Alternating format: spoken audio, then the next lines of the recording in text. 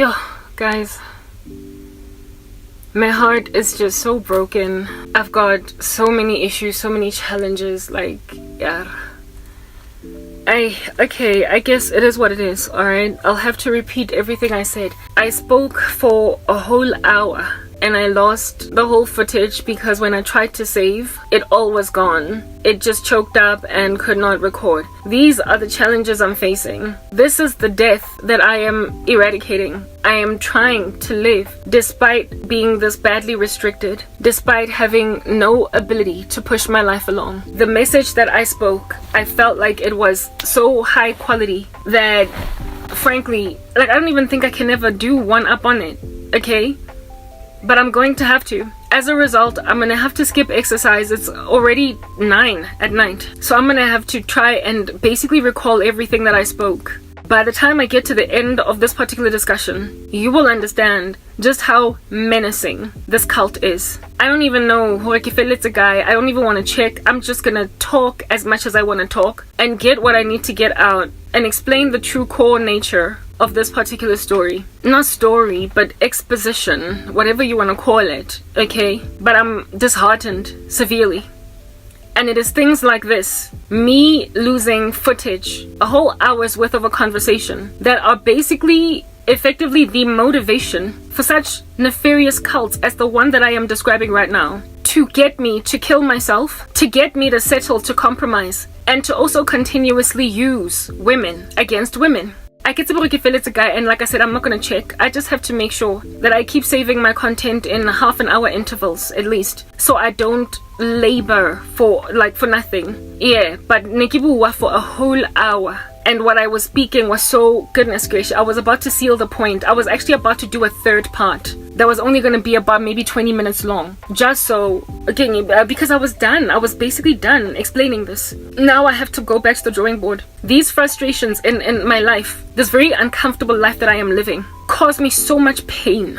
And they cause me so much frustration, even with God. That I'm like, but I'm working for you. I'm working for you. And look at how challenged I am. Practically unable to properly work. Have a phone that won't enable me to record. Can you not enable something along? But you see, that's just the thing. That is exactly just the thing. The primary mission for such cults as these, where Christians are concerned, is to get them to be fluffy, flaccid, and watered down against their God. That they might not be so poignant anymore. That they might not be so powerful anymore. Against the occult. We are the bane of their existence, and they're always trying to wipe us off the face of the map. And it is imperative to realize that, so that whenever you are frustrated by challenges in even doing ministry, that you will not be tempted to say that God has forsaken you, because they want you to get to a point where you feel like God is not doing his part in bringing you to where you need to be. It is in getting you to feel that way about God and so bash your fist against him, that they then finally,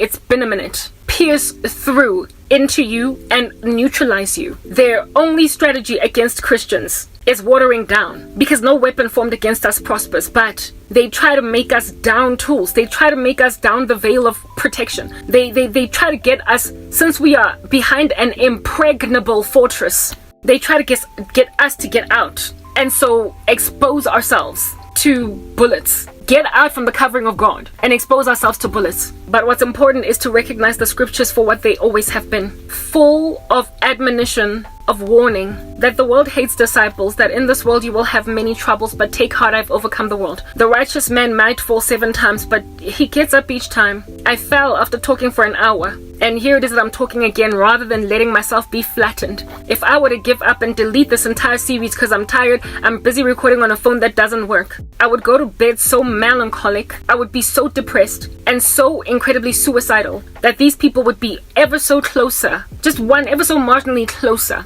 to getting me to finally die, capitulate, or do something strange. I am explaining a very important topic, and I spoke for an hour and lost everything. I told you guys that I don't jot anything down, I don't plan, I don't read off a script. It would be easier if I was reading off a script, because then that just means that I will be regurgitating verbatim from a teleprompter everything I say. So The only inconvenience would be that I would have to read it again for an hour, but I have to recollect all the things I spoke and try to refashion them in the same way that I did an hour ago, 2 hours ago, an hour ago, an hour, because I've just started talking now. I have to bring all those points forward, but I guess, you know, apart from him, I can do nothing. He will bring it back. So let's just get straight into it. May the Lord give me grace to bring forward what I need to say. I don't know where I last ended off, but I believe I was speaking about, I mean, I wish I could actually go in and listen to like if it lets a guy. So, but you know what? I will likely be able to catch up from where I left off, okay? I proper don't even know what I was explaining, and I wish I did. I wish I did. But I'm not stopping this. I'm just gonna, yeah. I was talking about how there is quite a nefarious organization. Yes, that started go KZN. Yes, let me just, if at all I'm repeating some of the things in the last part, guys, have mercy. I lost my bearings and I don't have time to be going back on a video that I recorded listening to myself, because frankly I don't like the sound of my own voice sometimes. It makes me cringe. So let's just start from where we left off, okay? More or less, the cult was such that it started in KZN, which would be the tantamount or of the misogynistic hub of South Africa. And what happened over there is that so many men were, upon visiting KZN, consulting at this cult, that they made an observation. They were consulting at this cult and then going back to Joburg and basically getting their wildest dreams fulfilled, where it is that they wanted to subdue their girlfriends and their wives. They were consulting at this particular cult, KwaZulu-Natal, and by word of mouth going back to their provinces. They were going back to the Eastern Cape to Gauteng. They were going back to the Western Cape to Northwest. They were going back to Limpopo and Mpumalanga. I could go on. And in so proliferating the success that they gained from this cult, KwaZulu-Natal, it grew, it burgeoned, and they started getting more out-of-province clients, customers. Men that were going to them, traveling all the way to KZN just to subdue their girlfriends. And upon then, members of this cult noticing that they're getting a boom of clientele from different provinces, they saw an untapped market. They realized that this thing does not have to stay KwaZulu, and that it can actually be taken over, branched out into the, what do you call this thing, that it can be branched out into the rest of the country.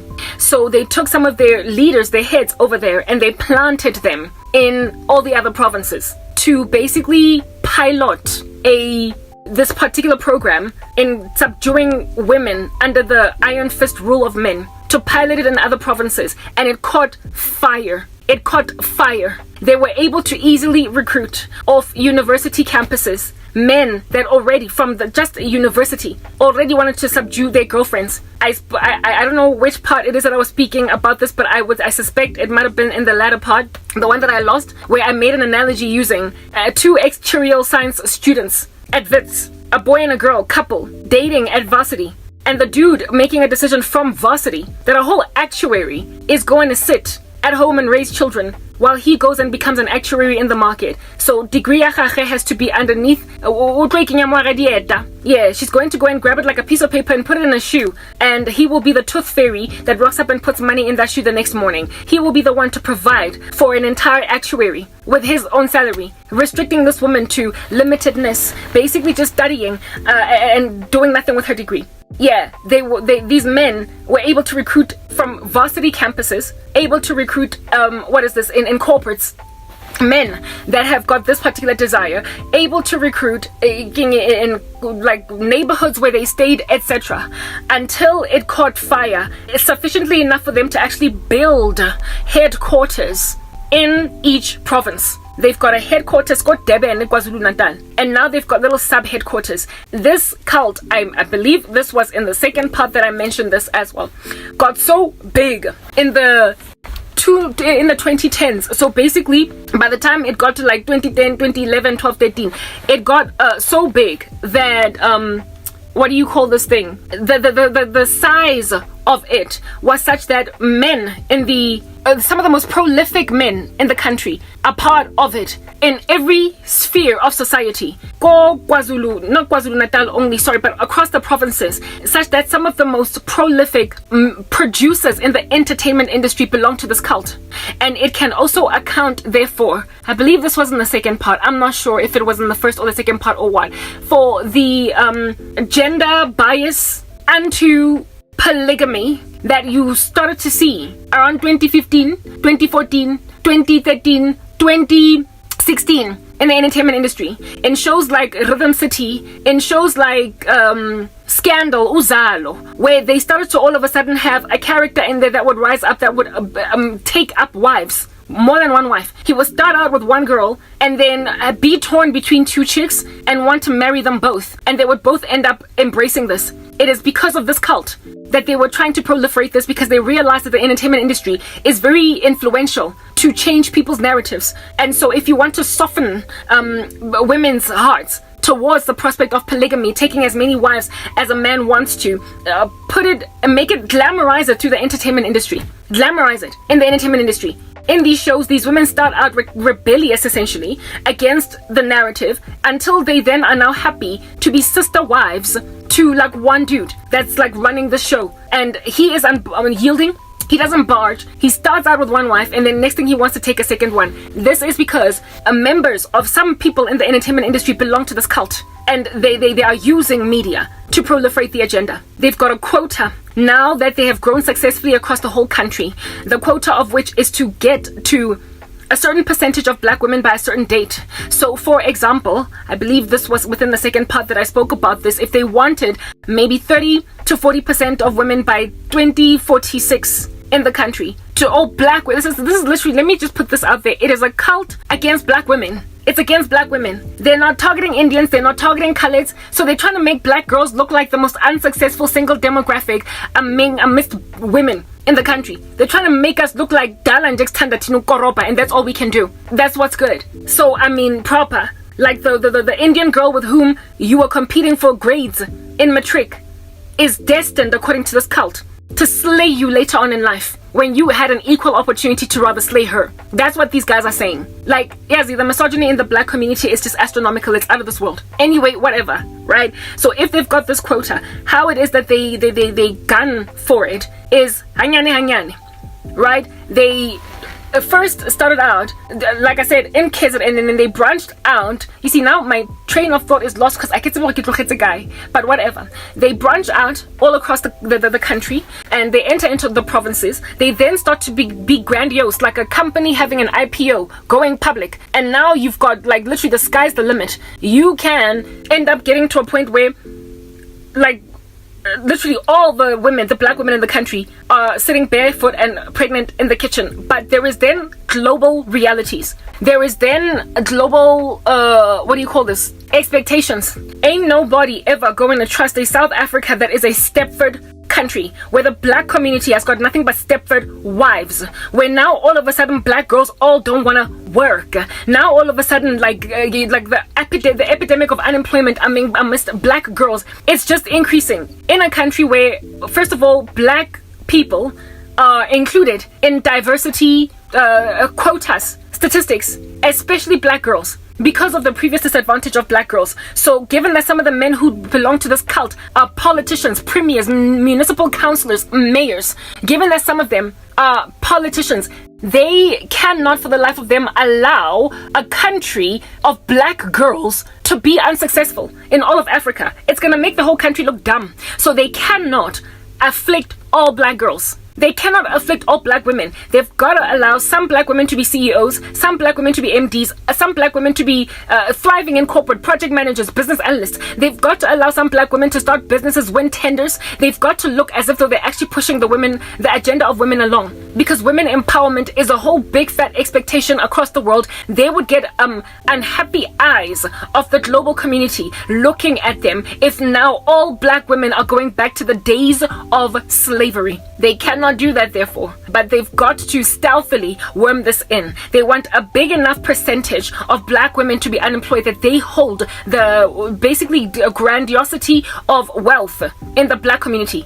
In the men, they are trying to create a domesticated force of black women and also limit or restrict what black women can do, how far they can go. And those that they are allowed to succeed have got to be closely monitored, because there cannot be too many of them. There cannot be too many of them. We cannot continue to allow them to grow above us, because at the end of the day, there will always be us who want our women barefoot and pregnant in the kitchen. And unfortunately, some of the barefoot and pregnant in the kitchen desires that we have are of very ambitious women, and we cannot then just go on right ahead and force such ambitious women to sit at home unless we manipulate them with spirits. Okay, so the quota then, I would imagine, would first start out perhaps like 10% of black girls in the country. If you can get to 10 to 15% of them by a certain date, by 2036, by 2029 or whatever, if you can get 10% of black girls that would have otherwise gone and grabbed their futures to now be like Stepford wives, if you can get them to now be barefoot and pregnant in the kitchen, you have achieved somewhat of the goal. And then once we've gotten 10%, then it'll move on to becoming 15 and then 20 until we get to maybe like 30% of black women are following, which we will then stop. 35% and then we'll stop. Maybe 40% and then we will stop, because we cannot allow 100% of black women to be sitting at home. We just need to make them look as if though they don't want their careers, that this is Africa and it's kind of backward. They don't want ABC. And if at all you can raise a woman in a household where mom was, yes, fine, very intelligent, if anything she even had a degree, but she chose to stay home and raise the children, you then increase the likelihood that the daughter will follow suit, that the children that come forward following that will follow suit. I had a friend like that, a Jehovah's Witness in high school, who had a stay-at-home mom that was a door-to-door Jehovah's Witness, blah blah, all that jazz, and she was an extreme academic, a straight A student and everything, went on and got a degree and then sat down at home just like her mom afterwards.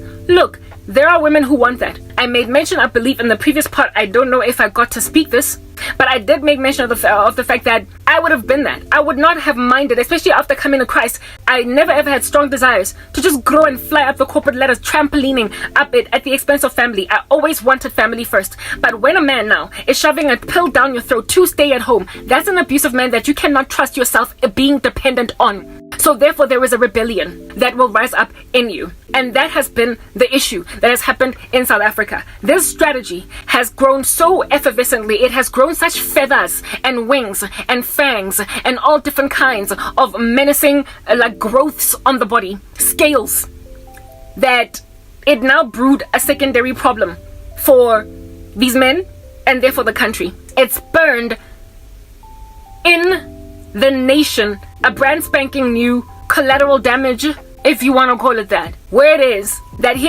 that a whole bunch of random boys are being influenced to convert their smart girlfriends into pregnant daisies that are just going to be scrubbing floors around them. And that's all they're doing. Ditching their ideas of university. A whole bunch of women are dropping out of school before they graduate. A whole bunch of women are giving dudes babies before they're ready to pop babies. A whole bunch of women are abandoning their dreams in order to embrace a nightmare of a boyfriend. But you see, the thing about witchcraft, and I keep saying this over and over and over again, ultimately at some point it begins to glitch and it begins to twitch, it begins to spaz, it has an epileptic fit on the floor. The individual in question that has been put in a position to suffer want under sorcery will wake up, do you understand, in this situation that she did not sign up for, and recognize what she truly longs for, and so try to gun for it anyway.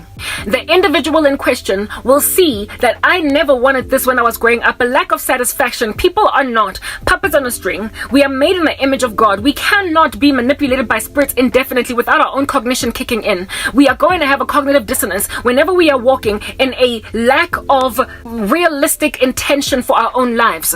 When we are veering off to the far extreme left, when our whole life's ambition was to go far right, on that day, you're going to wake up as you are en route finishing your far left expedition, and you're going to see that this is not what I want. And so what will you do? You will attempt to go back to the side that you started out wanting at all.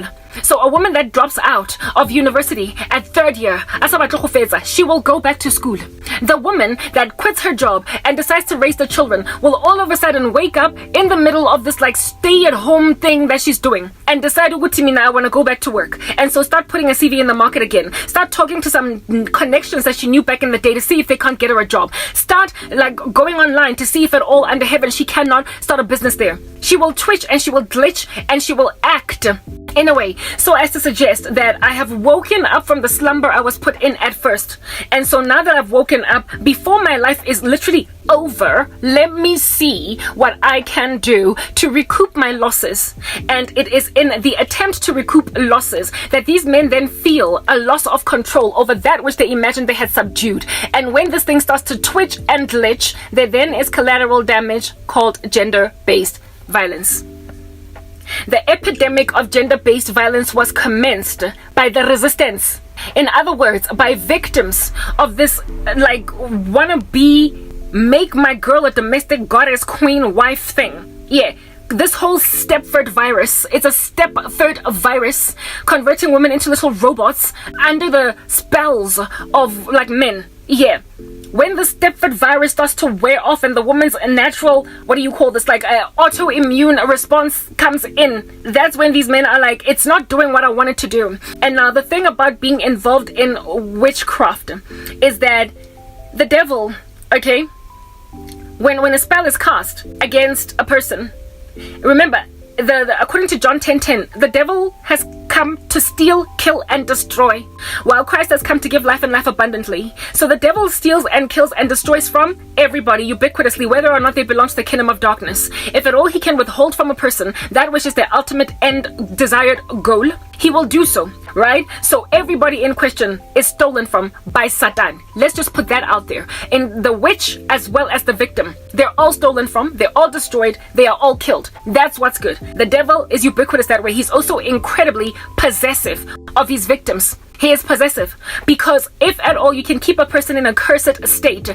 you then on that day proliferate what? A generational curse. So this woman will give birth to babies that are going to follow the grain of the mom. They're going to follow the grain of the dad. These kids are going to inevitably carry the burden of the hard knock, destitute demons of the parents. It's unfortunate. It's like you're giving birth to crack babies that are already addicted to some kind of drug the moment they come out of the wombs. Like it's over before it even starts. Now, if the devil can create crack babies out of a union of people, he is happy because then he's not going to have to work so hard to convince the children to follow in mom's and dad's footsteps, since it's going to come congenitally. It's going to come naturally. They're going to glide in it. It will be more nature than it will be nurture. So the devil works at the rudimentary level, at the congenital level, at nature, so as to basically employ less hard work in the future generations. Now that we've put that out there, when you're dealing with a witch and a witchy, a sorcerer and a sorcery, so a sorcerer and his or her victim, the sorcerer gets indwelt by demons,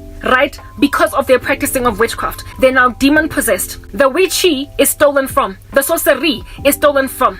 That theft, if they don't conquer it in Christ, if they don't go to the Lord to conquer that particular blockage, if they don't trample that serpent underfoot, and if they don't overwhelm all that power of the enemy, if they don't reverse, like as within, like a boomerang, that curse, in the name of Jesus, it will be proliferated. And so you have a congenital disorder in your baby.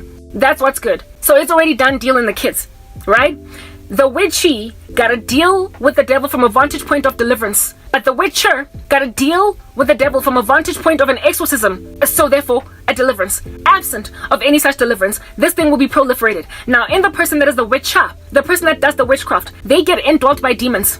In the person that is the bewitched, they don't necessarily get indwelt by demons, but they get thwarted. Their ecosystem, their lives around them, their periphery gets manipulated by spirits unto frustration for the witchy. So the person that has been bewitched experiences what would be the equivalent or the tantamount of inhlanhla zakhe zivaliwe, or luck has been closed, whatever, like fortunes. They just find everything just falling apart in their lives, and they are met with frustration. But in and of themselves, they're not demon possessed because they did not dabble, but they are facing demons that are closing doors around them, and so their lives are thwarted in some way. The witcher, however, Lord Tagatayo, he is in a far worse position. Why? Because he has got properly chilling, maxing and relaxing on a hammock, swinging in it like a camp chair inside their body.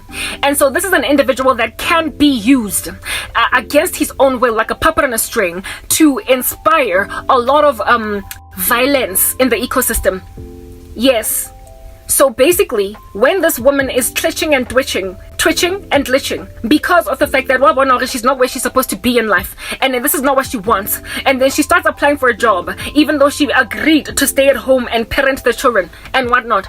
This guy, given that he is demon possessed by Usatani, who wants to keep this woman from ever breaking past her curse, because remember, he wants to maintain a congenital disorder in her body that is going to be transferred over to the children. Yeah. So ain't nobody coming out according to the devil. He is not going anywhere according to the devil. He wants everybody incarcerated in this union. So she can't get delivered. And this man is going to be utilized as that which blocks her deliverance. She cannot come up for air. She will rather die. So Lomon Lona, that is busy dabbling, using dark arts, is easily therefore then made to go and grab a knife and stab the girl, is easily then made to go and grab a gun and shoot the girl. He is easily then made to go and grab an axe and disembody her, put her body in a duffel bag and then leave it on the side of the street to be discovered by some passerby. He is the random buffoon that is going to walk in what we now today in our country call gender-based violence. The epidemic of gender-based violence in this country has happened as a result of men trying to manipulate women, gaditlare, witchcraft, and these women glitching and twitching because sorcery does not convert a person into a zombie. It only closes doors around them. And so they eventually wake up and realize, and when then they want to do rather what they want to do anyway, the witchcraft that causes these people to be very possessive over their victims then causes them to say, Uzopumalana in a casket. You are not going to leave. You are not going to do what I want you to do. They will feel so frustrated by the resistance of this person that the entity in them is going to say, kill her, gay. Just kill her. So all these guys that are busy shooting girlfriends dead, all these men that are busy killing their wives, hanging them, slapping them silly, throwing them against cupboards, and so on and so forth. The epidemic of gender-based violence in the country is as a result of Lama Totalana being so indwelt by demon spirits that they can't exercise self-control over their own bodies, and so they just kill. Bayabulala, or they beat up, or they incarcerate, they rape, they put in a basement and feed her motoho for days on end before anybody finds her. Witchcraft converts people into little killers. Do you understand what I'm saying? Donkey. That's what I wanted to get at. So as a result of there being an increase in gender-based violence in the country, women now, abasatembi amadoda. Remember I told you earlier that black girls, we are naturally raised to be very serving, very docile to men, even when we are CEOs and stuff in corporates. That's what's good. Yeah. Well, when you're busy getting slapped silly and all your sisters around you are getting slapped silly and everybody's ending up in a duffel bag, body parts severed and chopped up and all. Yeah. You're gonna start looking at guys with a side eye. You're gonna start looking at dudes around some funny way. You're gonna start having issues. So when women are then being raised up in their hearts to resent and loathe men, there then is a a retaliatory response in them that is misandric. So as women, let me save this content. I was able to save that, thank you, amen. So as women, what is this? Remember, black girls, initially when I started speaking Lana, I spoke about how it is that naturally we are trained to be very subserving of our men. That the whole thing of us being in servitude to them, it was gladly done by us because we were just kind of trained in it. It was not a qualm or a striving that we were fighting against. We did not have the feist and the edge and the rebellion of Western women who are trying to act as if the roles between men and women don't matter. We tend to be very biblical that way, even though we are not getting our training from the Bible. It's more just njefela inheritance from ancestors downwards of the way that we've always been as women. However, that way of thinking is biblical, where it is that we basically just take our roles on, and we're not complaining, we're not crying about it, we're not being feisty with independence. And I spoke about how it is that men from overseas are now like lacquer obsessed, these passport guys, with African women, and they're also lacquer obsessed with South American women, precisely because they still have maintained that thing in them that recognizes roles between men and women for what they are. Well, in Africa, it is eroding away that whole respect for roles, because never mind Africa, but let me just speak about South Africa, because of the increase of the epidemic of gender-based violence in the country. When you start getting slapped silly despite how well you clean, when you start getting slapped silly despite how well you cook,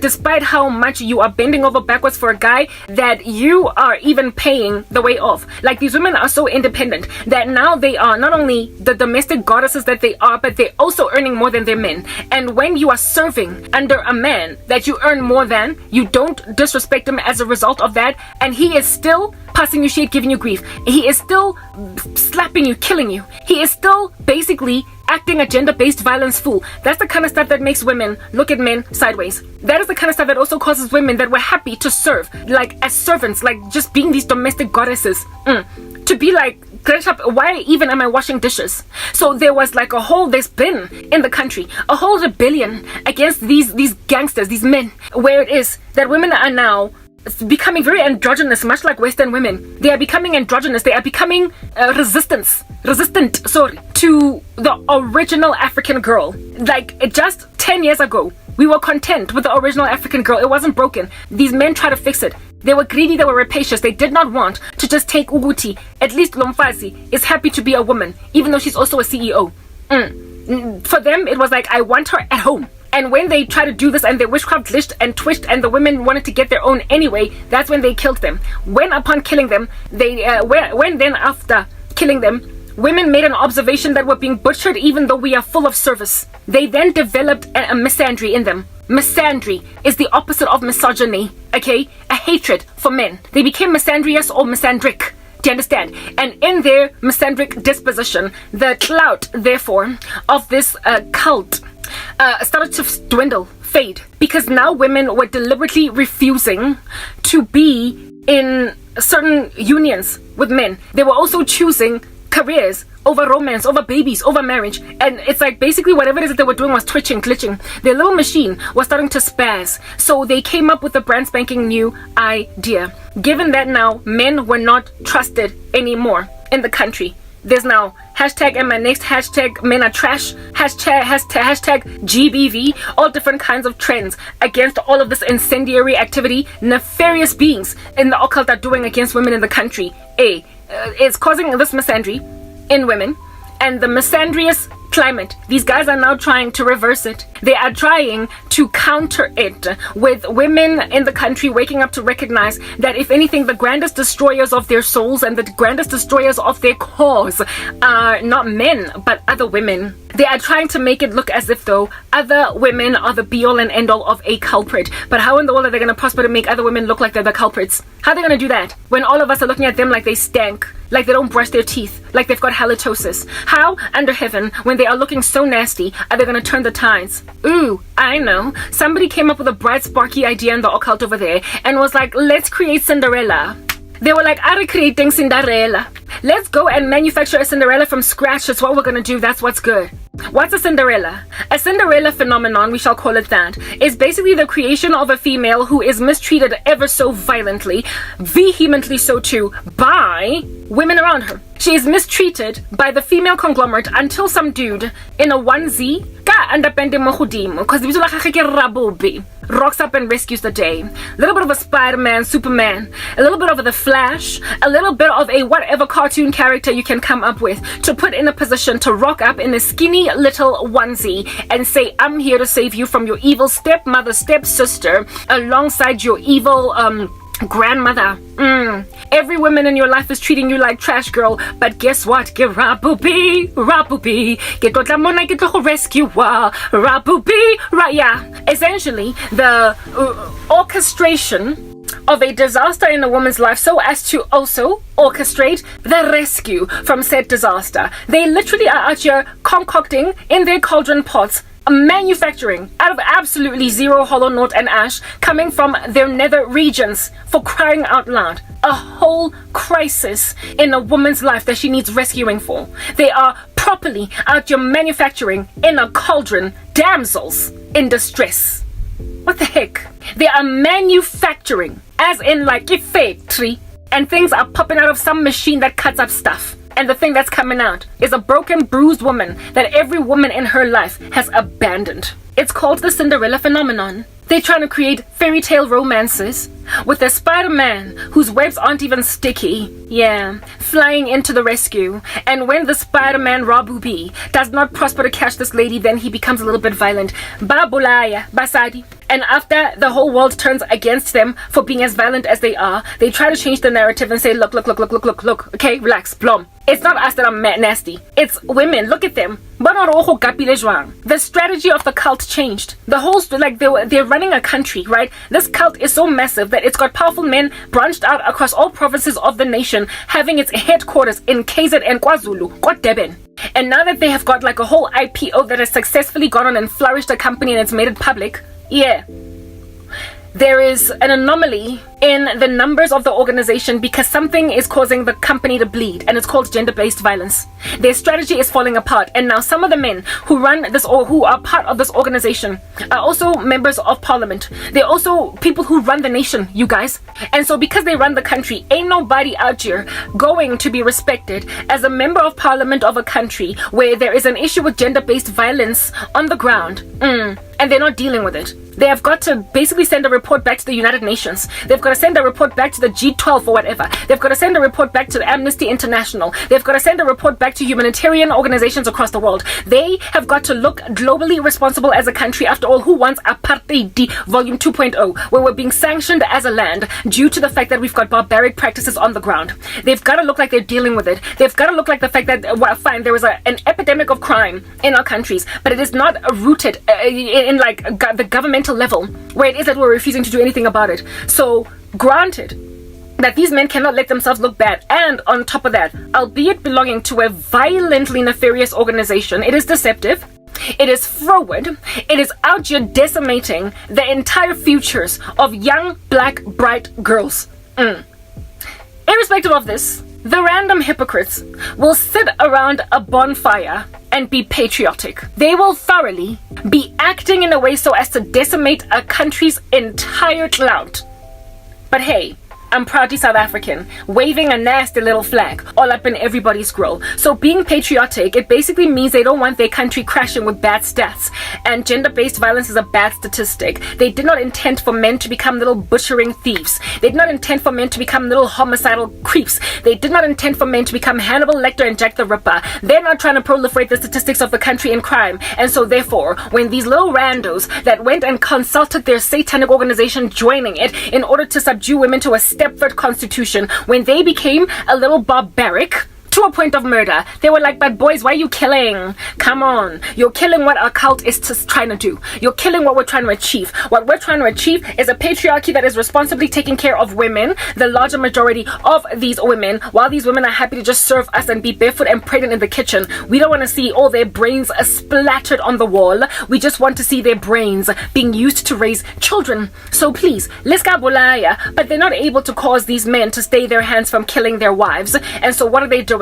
Distracting the attention away from the butchering Hannibal Lecter that they have created. Bakritle Frankenstein out of South African men that they have recruited all the way in high schools. This like epidemic of hatred of women has grooved its ugly, dirty fingers, Izzy Grabby, that have not washed their hands for 5 whole days in a row, despite eating Dijon the entire time, into high schools. There are 2 teenage boys that are were friends of my sister's when she was a teenager. These 2 other teenage boys rocked up here and I had a conversation with them briefly, and their hatred, even though they adored me seeing as I was an older sister, their hatred for girls in their schools, especially the smart ones, was just unexplainable. I never used to struggle with that in school. If at all we were all academics, we kind of respected each other. But now there is an epidemic of young black boys hating black girls for simply having the prospects of a future that looks bright, just looking as if though they one day could graduate magna cum laude at a university, since they are busy kicking the buttock of the honors roll in high school. They can't stand them from that level. That never used to be the case, Mankula. Never. So this thing has reared its ugly head. It's gotten to the level of high school.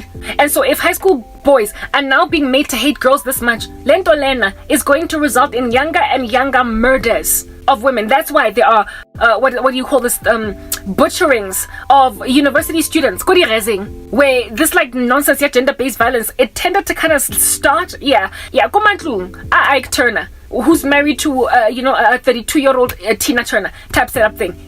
And now you're finding it on high school playgrounds. Now you are finding it in the res Tsakodi University, where these guys are butchering women. The hatred has been infiltrated, taken down to the youth. And now if at all it is in high schools, it's ultimately going to go to primary schools. And when then it is in primary schools, we are looking at summer camps much like those for Hamas.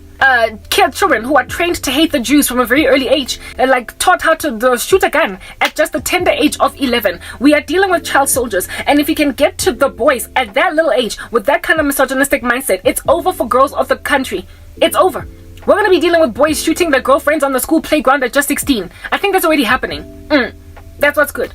So basically this cult has manufactured a whole bunch of violence inside young men against women. And it is a collateral damage. It is an unintended consequence. It is a side effect that is very unseemly. And they are trying to deal with it by making women look like they're the ones that are to blame. So instead of stopping, frankly, they should pull the plug on this thing. But to them, it's like, no, it was working. We just need to tweak some settings. We need to tweak some settings. And the way that they are tweaking these settings is by, remember, I told you, this was originally a patriarchal, a male, misogynistic, chauvinistic, hugely intended to decimating black girls' futures in favor of putting them in a house pregnant and cooking, with them having no other ambition. That was the initial intention. So for such a cult as this, there is no way under heaven you can ever imagine that any woman will ever fit in there, no matter how butch she is, no matter how much of a, what do they call them? These chicks that are always rocking like male stuff, they call them whatever. A tomboy.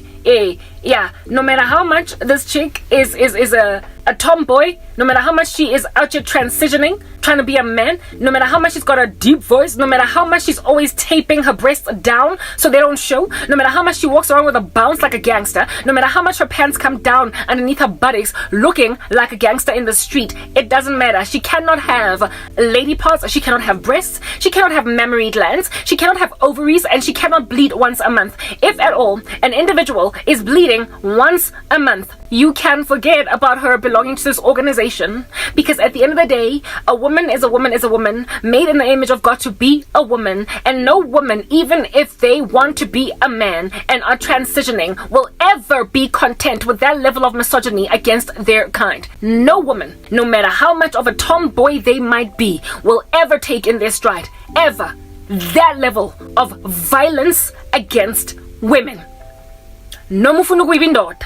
Even if you're a lesbian of like monumental proportions that is also a tomboy, even if you feel like you were born in the wrong body and you need to go and transition today, you will never be content for as long as you were born with mammary glands and a soft little voice and like a whole lady part. You will never think that now that you're transitioning over to being a man, that women suck. They can never under heaven exist. A truly misogynistic woman, she can never exist. As long as you have been born a woman, you will never incline towards misogyny, even if you wish you were a guy. So they could never recruit females, because it will never work. It'll never work unless you bring them into your organization in order to flip the narrative. And that's what these guys did. They saw the increase of gender-based violence in the country. They saw the misandry it caused in women. They saw how much their little company strategy, their value proposition was falling apart. Their mission statement was no longer making sense. It was glitching, twitching. It was coming at you with an epileptic fit on the floor, rolling around, losing its wits. They saw that their strategy cannot be continuously proliferated when their Frankenstein keeps on butchering women. So they have to find a way to shift the blame. They have to find a way to shift the blame. And the way that they're going to do that is by creating Cinderella, right? A phenomenon of women that under normal circumstances would have been okay. They would have been thriving. They would have been doing well. But they've got such little support from their ecosystem that they end up just kind of scrubbing floors and living such a hard knock life like Annie. What a poor little orphan. And upon living that hard knock life, oh my goodness, is Rabobe just not the perfect guy to rock up? They are creating a Hegelian dialectic, basically causing disaster on the ground so you can rock up and save the day, much like what the global elites are doing right now with Agenda 2030. Hegelian dialectic, decimated, and then rock up and patch it up with sticky tape. They are making women poor so they can come and rescue them, but these women have got to be impoverished by women. And so herein lies the madam brothel. Herein lies the human trafficking, like random decoy lady at the airport that you're gonna trust fast before you will ever follow some strange, eerie looking guy who is asking you to show him Terminal 4, which is actually really the end of your life. It's terminal. That's what's good. So what's happening right now is that around maybe like the mid 2010s, like Boma 2014-15, they went on a massive recruitment drive to get certain kinds of women into their organizations. And these women had to be a particular way, okay? They had to be credulous, gullible, essentially, right? That was important. They had to leave a lot to be desired concerning their moral compass. It could go any way, really. Loose-ish, you know? Like, yeah, I'm negotiable. They needed that kind of girl. Loose morals, credulous, or gullible. She also had to have some kind of lack or want in her life. That is so severe and so extreme that she would be prepared to do anything to escape it, even if it's only marginally. And fourthly, they had to be excruciatingly ambitious, however not where they want to be in life. Alright? So women who know exactly what they want, ABC, but are nowhere near even getting a pin drop in the ocean of A. Not even just a small little fraction of A. Are they any way to getting it? So frustrated with where they're at in life, knowing what they want, credulous, so gullible. What is this? Loose morals. It could go both ways. And also with some kind of lack in their lives. And these females, they have been recruiting them all over. Like proper, trying to, you know, the occult drives, you know what it is. Like a new company that has just burgeoned, grown, like effervescently. And like they need new help. They've been recruiting women in this regard. The women that they've been recruiting also had to be black. They had to be black because their mission is against black women, and they understand that black women are most likely to have black friends, black females in their lives. They are not targeting colored women, white women, whatever, because the strategy is literally against just black girls. They just want to subdue black women. It's black women they can't stand. They could not care less about everybody else. It's us they want to brittle. It's us they don't want to be successful. So now can you see how devastating this is as a strategy? Because thoroughly, you go to high school with like Fatima, the Indian girl, and Carol, the white chick, and all three of you are A students, and you are competing for grades, and you are always neck on neck. And when you get to universities, you are entering, all of you, into the best universities in the country. You are basically earmarked to constantly be neck and neck all throughout your lives. When you bump into Fatima and Carol at 35, you answer, hi Fatima, Carol, so nice to see you. After all these years, what are you doing? Knowing very well that you're trying to measure yourself as to where you ended up in comparison to Fatima and Carol, because you've been competing with that Indian girl since high school and that white girl since high school, because all of y'all were on the same league academically. And now here it is that you're barefoot pregnant in a kitchen, unprepared to get a career, while Carol and Fatima are running entire corporations. What in the world is that going to make out of black women in comparison to everybody else? The stats of the country when it comes to the success of black girls will tank. Something that last time I checked was a mission statement by the country's government to get black girls to a certain level, and yet literally this cult is setting black women up for failure. Two, even though they were neck on neck with other academic girls in school, high school, they're now just going to be making motoho for some children and some husband with no other ambition, even though you used to slay them science limits. That's what they're trying to do. It's literally like shooting yourself in the foot, but guess what? They are hypocritical patriots. They are trying to get barefoot and pregnant, like A students, in their houses. They are trying to get barefoot and pregnant women that are supposed to go and be paradigm shifters in this world, chilling in their kitchens, going nowhere but there, seeing nothing but the back of a baby's mired bottom 7, 12, 13 times over, because that is the black man's dream. While there is nothing wrong with looking at mired diapers for 12 years because you keep on popping those babies, if it's what you want, do you. It is so admirable to be a mother. I frankly wanted that. But if a woman wants to get her own, and a guy is telling her, fela, year on year, even though your matric certificate, now the distinction is A5. Yes, like it. What in the world? Like, what in the world? That is a carnage on like the prosperity of a country. Never mind its women. And it is also a travesty on the part of the black girls of the land. This is what is coming to your daughters. Do you understand? This is what's coming. And the way that they are trying to achieve these misogynists, proper. Lento le ikale kwi Zulu. Like proper. Him with his spear, ne peshu yake. They went by your infiltrator, Xhosa tribes. They went and infiltrated Soto, Zulu, and King, what is this, Vanda? Everywhere else where the issue of misogyny was not so bad. Lama Zulu, Bavele, Shaga, everywhere. So Korama peshu and bash our bodies on the floor, our booties. Kodi dancing. The charities are busy like salivating after us. Because at the end of the day, it turns out that misogyny is well trained. It's taught. A man can teach this rubbish to his what is this, to his friend, and his friend will see where he's coming from. They got so many clients from other tribes across the country that it displayed that the issue in Jafela is just a problem with black men. While the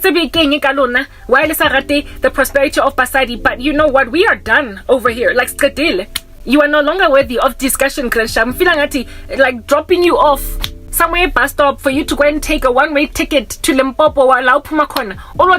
That's what you deserve. Because you rock up like Josie Maboneng and you grab a woman like proper that's trying to grab a career and tell her do la fatsi. What? Just because you're a man. I am all for gender roles. I am a Christian. Do you understand what I'm saying? So I can never ever hate God's patriarchy, but it was never intended to lord it over women with an iron fist. Not like that.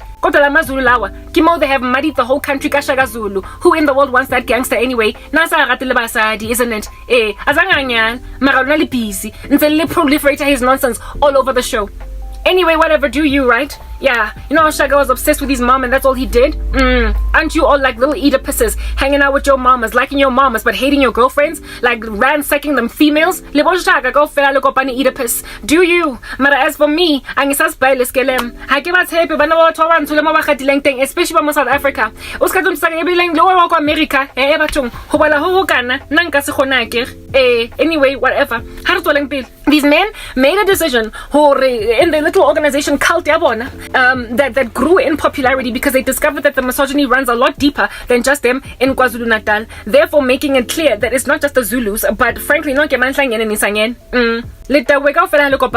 anyway, whatever. Here it is that this like batch of drunkards, alright, decide to go and create a Cinderella phenomenon in the country in order that that their little bad reputation for just like being butchers, like creating a little bit of a Frankenstein all over the show, might be overcome. Yeah, that women will start to trust them more and more because they're coming to the party more and more. So the way to fix gender-based violence is by creating non-gender-based violence. Yeah, so women who kill, proper. Now they're trying to go and grab women and put them on TLC, that show called Snapped, Women Who Kill. Women that are out here making like serial killers. You know that it is a statistic, right? That men generally are the ones that kill the most, to a point where if at all women are killing, it is in dire need of a documentary because it's that much of a rare occurrence. And here it is that the occult is trying to create women that are snapped and kill. They're trying to create Monster, Charlize Theron in the movie Monster. They are trying to create little mini assassins out of Abafazi. Hey Batong, you are literally like you're in danger with God. Black men, and just like you're about to jump up and down for nonsense. Like you are causing women to become little prolific assassins. You are creating murderers out of women. Allow me to describe to you what little homicidal intent dwells very richly now in women in South Africa that I nonetheless could not care less is dwelling in women because I understand it's a root cause. It's a root cause men. That is why I am always seeing myself being murdered like Rieva Steenkamp. That is why I'm always seeing myself being murdered like Tsegofatse Pule, like Karabo Mokoena, like the one woman at my former at MTN that got killed, butchered by her boyfriend, cut into a whole bunch of pieces. God keeps on showing me that woman. Even though I wake up and I dream about some cult little gangster female that's out here in these streets trying to pull the rug from underneath my feet. And I'm like, God, if at all I'm Rieva Steenkamp, how in the world am I Rieva Steenkamp for crying crying out loud. When I am being massacred by my female cousin, and this here is an explanation, she is a puppet on a string, unbeknownst to herself, to proliferate an incredibly misogynistic agenda in the country, however, making that particular cult look good at the expense of women. They're trying to recoup their reputations. Do you understand what I'm saying? By making women look like they are the ones that every other woman is in dire need of being rescued from. Banna. Basadi are nurturers of your societies. That's how God created it. When you take away the nurturing edge from women and cause them to be selfish, every man for himself randos, you are killing entire societies. Do you understand what I'm saying? Who is going to take care of the children if she's busy focusing on her own selfish ambitions, given that she is credulous and is not where she needs to get in life, however, has got loose morals, and so will go and curse the entire family just to get ahead? Who is going to take care of your villages? It's been us. That's why we live longest. We are able to take care of people when all of y'all are busy being dangerous and throwing yourselves off buildings in a sporting dare. That's what you do. You are living on the edge as men, because it's what you are. Bashing your chest on a mountaintop, drinking too much, dying from car accidents because you drive too fast. That's what you do. We gotta be more tempered. We gotta be more genteel. We have got to be more chill so everybody else can be okay. So when you create little Frankenstein rando atoms vibrating on the spot, bouncing up and down on walls, massacring entire communities out of women, it's over for the earth, don't you see? You're bringing about the apocalypse. It is not sustainable. If at all, both men and women are like Sia, swinging on a chandelier, on a chandelier. There is no future for the whole country. We are the still waters. We are the tranquilizer. We're the thing that defibrillates a dying thing from dead. We nurture societies and we stay calm when everything is falling apart. That even though we may nag, we're still nagging in the household where the children are at. Whereas when you get upset, you go to the bar, you drink, and you get in a fight there, and you might even die that same night. While the woman is still nagging, but taking care of her kids while nagging, irritating the kids, but she's still home. And so the kids feel a sense of safety. That's a woman. But a woman that is going to go out to the bar and be androgynous just like you as a man. No. She's going to go and get killed herself, and so now the kids are orphaned.